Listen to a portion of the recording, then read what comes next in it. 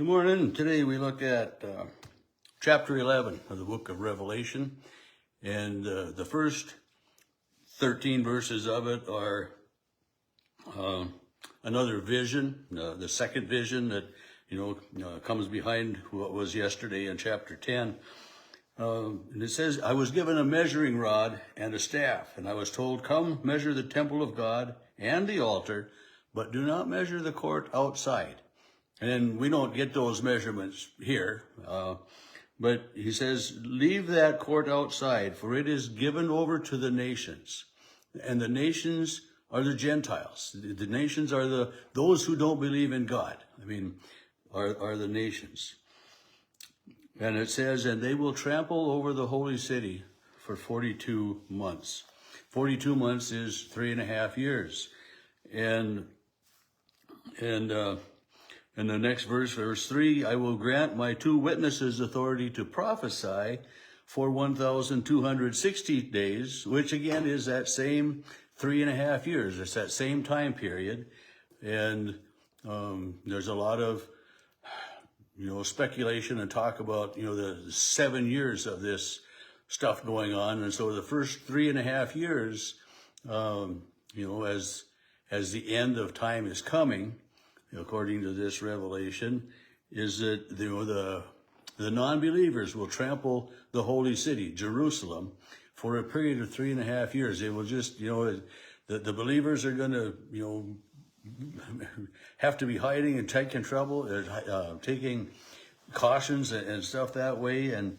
But yet there will be 2 witnesses, and then the 2 witnesses, maybe Elijah and Moses. They might be other prophets. It could be Enoch, or Joshua. There's so many prophets that it could be, and there isn't that I've ever found any consensus as to who these 2 witnesses are. But these 2 witnesses cannot be killed.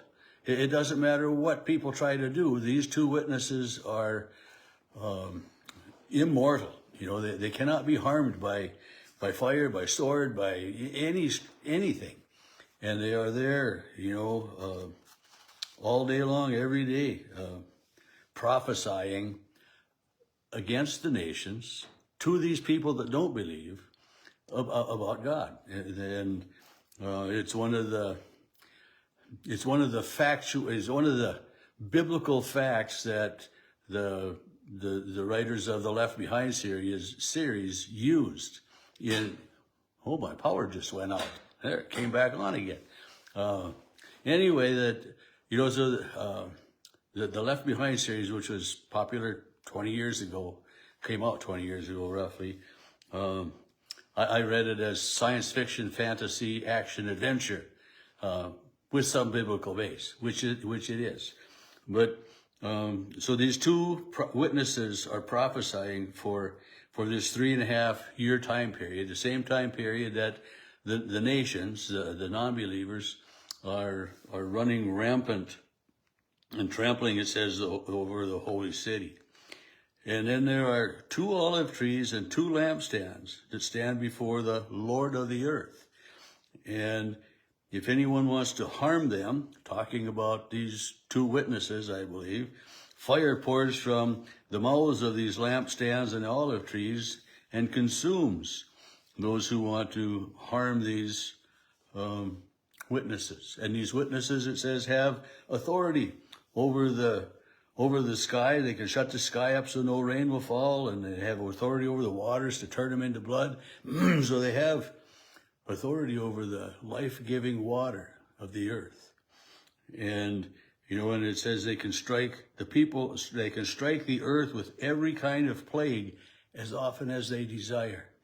And so these 2 witnesses who are speaking against the non-believers, or maybe I should say speaking to the non-believers, encouraging belief. This is what we should be doing. If you want to encounter a non-believer, we are to do, I think, our very best to witness our faith and our trust of the love of God. Anyway, they have powers, immortality. They can rule over the water. They can bring plagues, every kind of plague. And, it brings to mind You know, the 10 plagues that God sent to Egypt way back when Moses was setting the people free. And then verse 7, when they have finished their testimony, so 3.5 years, they testify of God and God's grace and God's love. And then the beast comes up from the bottomless pit. And this beast is to me the figure of Satan, you know, the Antichrist. And there is a lot of talk of the Antichrist coming, and that the Antichrist will, you know, rule and have dominion over the earth for this 7-year period. And we'll be getting into more of that later on. But anyway, this beast comes and makes war on them and conquers them and kills them. And their dead bodies lay there in the street. And no one is brave enough or whatever to take these 2 witnesses and bury them. So they lay there in the street. Their dead bodies lay in the street. And it says, verse 8, their dead bodies will lie in the street of that great city that is prophetically called Sodom in Egypt. Well, this reference of Sodom is talking about Jerusalem, because it has become so corrupt. And there, you know, so in John's vision, the city of Jerusalem, this holy city that's being trampled for this 3.5-year period of time, is being compared to Sodom. And, you know, the immorality, the sins, and, you know, the way that Sodom has been thought of for all of these years. That's how Jerusalem is referred to, because it's, you know, called Sodom in Egypt, where their Lord was crucified. Where was Jesus crucified? Yeah, in Jerusalem, or on the outskirts of Jerusalem. And then it says, for 3.5 days, members of the peoples and tribes will gaze at their dead bodies. So we had this 3.5-year time span, and now again, for 3.5 days, people are able to gaze at the dead bodies and refuse to let them be placed in a tomb. And in the Mideast and just area of Jerusalem, it's, you know, it's not conducive to having dead bodies laying around outside. And, you know, but somehow they are preserved. And it says the inhabitants gloat over them and celebrate and exchange presents, because these 2 prophets have died and they've been a torment to them. And, you know, it's just torment. It reminds me of Elijah was, you know, you've been tormenting me. You're my tormentor. He was, you know, he was called that by the, the people he was prophesying to and against, you know, my tormentor. What are you doing here? And sometimes I think for a person that doesn't believe in God, for those of us that do, and we speak of our faith, you know, we're kind of an irritant to them, you know, reminding them of what they're missing, reminding them that they need God in their lives. Anyway, this, you know, these 2 witnesses have been looked at as bringing torment and causing heartache in all of these inhabitants. And then, verse 11, after 3.5 days, the breath of God, the breath of life from God enters them, and they stood on their feet, and those who saw them were terrified. And it's like the valley of dry bones in Ezekiel. You know, God causes the bones to come together, sinews, flesh to come upon them, and then the breath of life of God, from God, comes upon them. Same here, these 2 who have been dead there in the streets for 3.5 days. And also, I think, you know, Jesus was in the tomb, you know, and the breath of God came back to him and he was resurrected. These 2 witnesses are taken up to heaven in a cloud as their enemies watched them. So people saw this happening.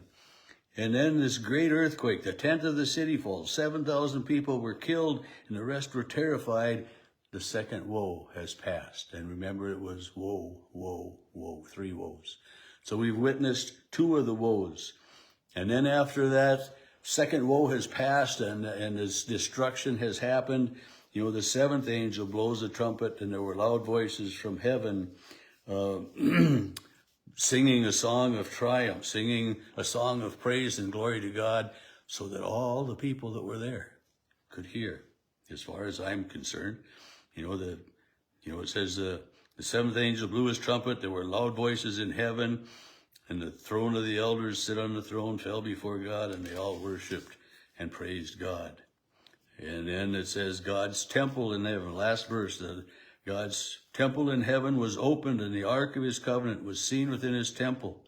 Flashes of lightning, rumblings, pearls of thunder, earthquake, and a heavy hail. And again, some of those images that strike fear and terror into us, with the lightning, thunder, earthquake, heavy hail. But the temple of heaven was open, and the Ark of the Covenant is seen within. The Ark of the Covenant disappeared. That was captured by one of the nations that overpowered Israel. And the Israelites didn't have the Ark of the Covenant. But God has it in heaven.